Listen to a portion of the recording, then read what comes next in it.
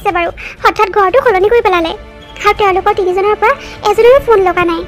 মামা কি হ'ব বাৰু এতিয়া মোৰ কষ্টুৰীক মই আকৌ হেৰুৱাই পেলালো নেকি আৰে বৰষা অলপ ধৈৰ্য ধৰচোন তই তেওঁলোকৰ নিশ্চয় কিবা সমস্যা হৈছে যাৰ কাৰণে ফোন কৰিব পৰা নাই কিন্তু মামা হঠাৎ তেওঁলোকে এনেকৈ ঘৰ কিয় সলনি কৰিলে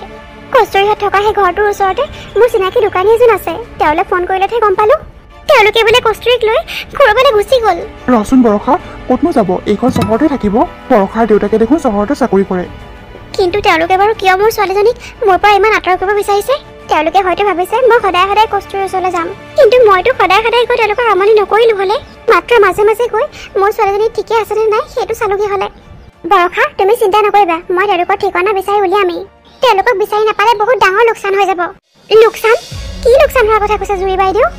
লোকচান নহয় লোকচানৰ কথা কোৱা নাই তোমাৰ যে বহুত বেয়া লাগিব সেইটো কৈছোঁ হাজাৰ হ'লেও তুমি মোৰ ভণ্টিয়ে হোৱা তোমাক সৰুৰ পৰা পাইছোঁ তোমাক আৰু ইমান বেজাৰ থকাটো মই দেখিব নোৱাৰোঁ নহয় আমাৰ এখেতকো কম ৰ'বা কিবা কৰি কষ্টুৰীৰ ঠিকনা উলিয়াবই লাগিব হ'ব দে বৰষা এতিয়া আৰু ইমান চিন্তা নকৰিবি ভাত মুঠি খাই লহি তোৰ কাৰণে ময়ো ৰৈ আছোঁ অথনিৰ পৰা তই নাখালে কিন্তু ময়ো নাখাওঁ আজি সোনকালে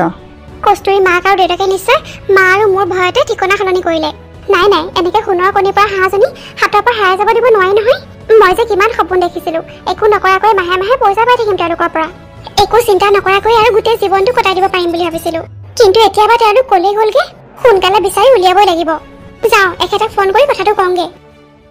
মা হঠাৎ আমি এনেকৈ ঘৰটো চেঞ্জ কৰিব লগা কিয় হ'ল বাৰু আগৰ ঘৰটো দেখোন বহুত ভাল জেগাত আছিল আৰু সেইখন ঘৰতে মই জন্ম হৈছিলোঁ সৰুৰ পৰা ডাঙৰ হ'লোঁ কিমান মেমৰি আছে হঠাতে এনেকুৱা ডিচিজন কিয় ল'লা মা আনকি মোৰ কলেজখনো চেঞ্জ কৰি দিলা নতুন কলেজখনত যাবলৈ মোৰ অলপো মন নাযায় কোনো ফ্ৰেণ্ডছেই নাই ইয়াত মোৰ পঢ়াত মই মনেই বহাব পৰা নাই আগৰ কলেজখনলৈ ইমান মনত পৰে আৰু আগৰ ঘৰটোলৈ মোৰ বহুত বেছি মনত পৰে মা একো নহয় কষ্টুৰী লাহে লাহে ইয়াত তোমাৰ ভাল লাগিব ধৰিব চাবাচোন আৰু নতুন কলেজখনটো তোমাৰ কিয় বেয়া লাগিছে ভাল থাকিবা নতুন ফ্ৰেণ্ডছ বনাব পাৰিবা নালাগে মা মোক নতুন ফ্ৰেণ্ডছ মোৰ আগৰ ফ্ৰেণ্ডছখিনিয়ে ভাল আছিল আৰু কিবা প্ৰব্লেম থকা হ'লে বেলেগ কথা আছিল একো কথা নাই বতৰা নাই কথা এনেকৈ ঠিকনা সলনি কৰিছা কলেজ সলনি কৰি দিছা মোৰ কিন্তু কিয় মা কোৱাচোন কিবা কাৰণটো থাকিব লাগিব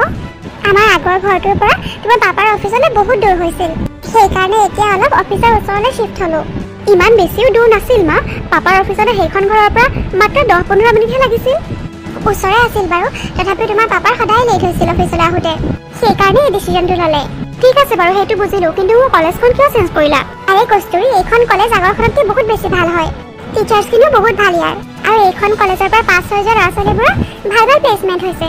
এনেও ৰংপুৰ গাঁৱৰ পৰা অহাৰ পৰাই মোৰ মনটো ভালেই লগা নাই বৰষা আন্টিলে ৰংপুৰ গাঁৱৰ সকলোলৈ বহুত মনত পৰি আছে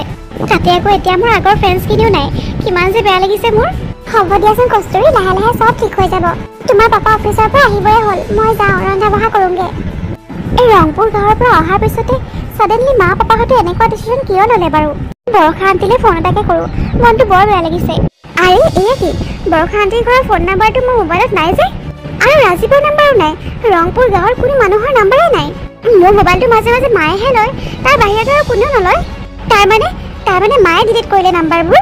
বৰষা আন্টিৰ লগত বা ৰংপুৰ গাঁৱৰ বেলেগ কাৰোবাৰ লগত কথা পতাটো মায়ে নিবিচাৰে নেকি এতিয়া বাৰু মই ৰাজীৱৰ লগত কেনেকৈ কথা পাতিম মই তাক প্ৰমিছ কৰি থৈ আহিছিলোঁ যে মই ঘৰলৈ আহি তালৈ সদায় ফোন কৰিম কিন্তু এতিয়াতো তাৰ নাম্বাৰটোৱে মোৰ ওচৰত নাই কেনেকৈ ফোন কৰিম মই এনেকৈ দেখোন ৰাজীৱে মোক ভুল বুজিব আৰে আপুনি আমাৰ গাঁওবুঢ়া খুৰাৰ সৰুগৰাকী পত্নী নহয় জানো হয় ঠিকেই ধৰিছে আপুনি পিছে এইখন বৰষাৰ ঘৰ নহয় জানো মই আচলতে বৰষাক বিচাৰিহে আহিছিলোঁ হয় নেকি আপুনি বৰষাক বিচাৰি আহিছে হয় বৰষা এইখন ঘৰতে থাকে এইখন আচলতে মোৰ দেউতাৰ ঘৰহে দেউতা বৰষাৰ মমায়েক হয় পিছে বৰষাৰ লগতনো আপোনাৰ কি কাম বাইদেউ আপোনাক অৱশ্যে আমি খুৰী বুলিয়ে মাতিব লাগে যিহেতু আপুনি আমাৰ গাঁওবুঢ়া খুৰাৰ ঘৈণীয়েক হয় কিন্তু আপোনাৰ বয়সটো ইমান কম কেনেকৈনো খুৰী বুলি মাতোঁ সেইকাৰণে বাইদেউ বুলিয়ে মাতিছোঁ আৰু দেই হ'ব একো নাই কিবা এটা মাতিলেই হ'ল বৰষা নাই ঘৰত এতিয়া পাচলিলৈ ওলাই গৈছে পাচলি বিক্ৰী কৰে যে তাই হয় নেকি পিছে দেৰি হ'ব নেকি বাৰু তাই আহোঁতে অলপ দেৰি হয় আবেলি হ'ব চাগে আহোঁতে পিছে নক'লে যে বাইদেউ আপোনাৰ বৰষাৰ লগত কি কাম মানে কথাটো হ'ল কষ্টুৰী নামৰ যে ছোৱালীজনী আহিছিলে কেইদিনমান থাকি গৈছিল যে ইয়াতে বৰষাৰ চিনাকি হয় বোলে তাইৰ লগতে আমাৰ ল'ৰা ৰাজীৱক বহুত ঘূৰা ফুৰা কৰা দেখিছিলোঁ এইকেইদিন ইয়াৰ আগত কিন্তু কেতিয়াও আমাৰ ৰাজীৱক বেলেগ কোনো ছোৱালীৰ লগত ঘূৰা ফুৰা কৰা বা কথা বতৰা পতা দেখা নাই সেইকাৰণে অলপ খবৰ ল'বলৈ আহিলোঁ বোলো ছোৱালীজনীনো কেনেকুৱা হয় কি কথা অলপ খবৰ লৈ যাওঁ সেইটো কথা মানে মানিব লাগিব দেই বাইদেউ ৰাজীৱ আপোনাৰ নিজৰ ল'ৰা নহয় যদিও আপুনি ইমান চিন্তা কৰিছে তাৰ বিষয়ে মাহীমাক হৈও দেখোন তাক আপুনি নিজৰ ল'ৰাটোৱে মৰম কৰে সকলো সময়তে মোৰ ৰাজীৱৰ চিন্তাই লাগি থাকে তাৰ মাকজনী সুস্থ হৈ থকা হ'লে এতিয়া তাৰ বিষয়ে মাকেই চিন্তা কৰিলে হ'লে এতিয়া যিহেতু ময়ে তাইৰ সৰু মাক হয় গতিকে ময়ে চিন্তা কৰিব লাগিব অৱশ্যে বাইদেউ গুণগানকে ময়ো শুনিছোঁ আপোনাৰ ল'ৰাৰ যে কস্তুৰীৰ লগত কিবা এটা আৰম্ভ হৈছে বুলি আপোনালোকৰ ল'ৰাটোক সৰল সহজ পাই কস্তুৰীয়ে কিন্তু ভাল ফচাই ল'লে ভালজনীৰ প্ৰেমতে ফচিলেগে আপোনাৰ ল'ৰাটো মানে কস্তুৰীৰ স্বভাৱ চৰিত্ৰ ইমান ভাল নহয় নেকি এই বাদ দিয়ক আৰু সেইবোৰ কথা কৈনো কি লাভ আপোনাৰ নিজৰ ল'ৰা নহয় বাদ দিয়ক সেইবোৰ চিন্তা কৰিবলৈ নাই কওকচোন কিবা আছে যদি মই সেইটো জানিব লাগিব তেন্তে শুনক কস্তুৰীয়ে যাক নিজৰ মাক বাপেক বুলি ভাবে তেওঁলোক কিন্তু তাইৰ নিজৰ মাক বাপেক নহয় তাইক আচলতে তেওঁলোকে তুলিহে লৈছিলে আৰু বৰষাৰ লগত কস্তুৰীৰ কি সম্বন্ধ সেই কথা জানিলে আপুনি আৰু আচৰিত হ'ব কি সম্বন্ধ বৰষাৰ লগত কস্তুৰী কওকচোন কস্তুৰী বৰষাৰ নিজৰ ছোৱালী কি কৈছে আপুনি এইবোৰ কস্তুৰী বৰষাৰ ছোৱালী হয় বাইদেউ ঠিকেই শুনিছে আপুনি গাভৰু কালত বৰষাতে ল'ৰালে পলাই গৈছিল নহয় তেতিয়াই কস্তুৰীৰ জন্ম হৈছিল অৱশ্যে কস্তুৰীৰ জন্ম হোৱাৰ আগতে মানুহজনে বৰষাক এৰি থৈ গুচি গৈছিল এতিয়া আপুনি নিজে ভাবি লওক বৰষাৰ চৰিত্ৰ কেনেকুৱা হ'ব পাৰে যে মানুহজনে তাইক এৰি থৈ গ'লগে আৰু কস্তুৰীৰ কথাটো ক'বই নালাগে ইজনী ছোৱালীৰ বাপেকৰ কোনো পৰিচয় নাই সেইজনীৰ বিষয়ে আৰু কি ক'ম মই কিন্তু আপোনাক আগতীয়াকৈ সকীয়াই দিছোঁ এনেকুৱা অচিন কাঠৰ থোৰা আনি ঘৰত নলগাব বাইদেউ পিছত কিন্তু পস্তাব লাগিব কথাবোৰ শুনি সঁচাকৈ আচৰিত হ'লোঁ মই অৱশ্যে মনে ভাবিছিলোঁ বৰষাৰ লগত কস্তুৰীৰ কিবা সম্পৰ্ক নিশ্চয় আছে নহ'লে দেখাত ইমান একেই কেনেকৈ হ'ব কিন্তু সেইবুলি বৰষা যে কস্তুৰীৰ মাক হয় সেই কথা মই ভবা নাছিলোঁ কিন্তু চাব আকৌ বাইদেউ মই যে আপোনাক এইবোৰ কথা কৈছোঁ সেইটো কিন্তু কাকো নক'ব নাই চিন্তা নকৰিব মই কাকো নকওঁ আপুনি অলপ বহকচোন বাইদেউ মই আহিছোঁ এতিয়া আৰু মোৰ একো চিন্তা নাই কস্তুৰী এতিয়া আমাৰ ঘৰৰ বোৱাৰী কেতিয়াও হ'ব নোৱাৰে ৰাজীৱৰ দেউতাকে এইটো কেতিয়াও একচেপ্ট নকৰে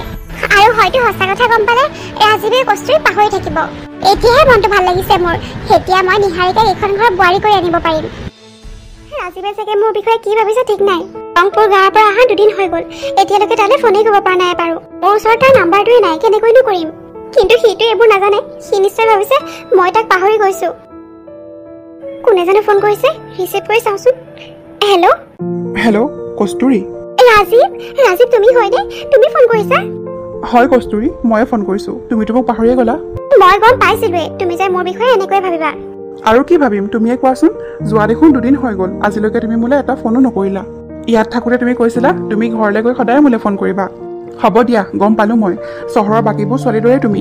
তোমাক মই বেলেগ বুলি ভাবিছিলোঁ কস্তুৰী ৰাজীৱ মোৰ কথাখিনি শুনি লোৱা পিছত মোক দুখ দিবা কোৱাচোন শুনো তুমিনো কি বাহানা দিয়া